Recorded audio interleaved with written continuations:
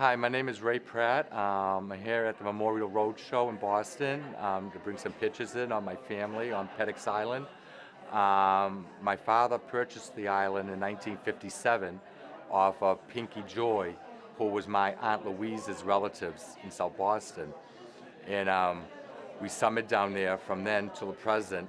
And this is what brought some pictures. This picture I have here is of Mabel Pinto. She originally went down the island, I believe it was in 1918, and she was the mayor of the island, we will call her. If we had any ailments, somebody got with a fishing hook or anything like that, people would go to her, and she had all these old remedies, and she'll fix us up. Also, if somebody need severe medical attention, she had a shore-to-shore radio.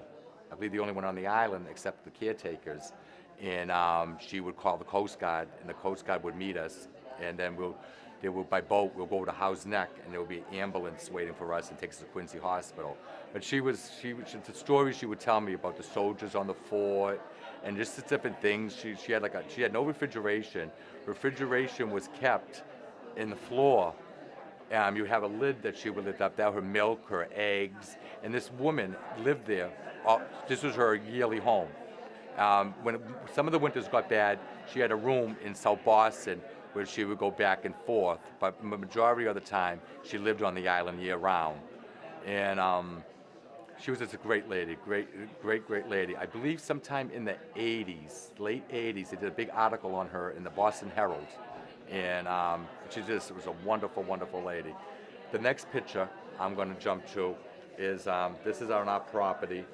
This is my father with my sister Lorraine's on his shoulder, and one of the many fruit trees we had on the island, and she's reaching for apples. And there's a dog in the foreground next to the picture, on the right side of the picture. That was a dog my dad had. I actually had the pedigree at home. He was the great-grandson of Rin Tin Tin. His name was Major Von Schultz. And what ended up happening was, when I was born, the dog became very jealous of me as a child. So my father had to get rid of the dog, and he gave it to a family in Texas. So it would be on a farm. He tried to train it to be an army dog, but what ended up happening was he got hit by a truck a few years prior, and he had a pin in its leg, and he couldn't get under the barbed wire during training. So that's how we ended on the farm in Texas.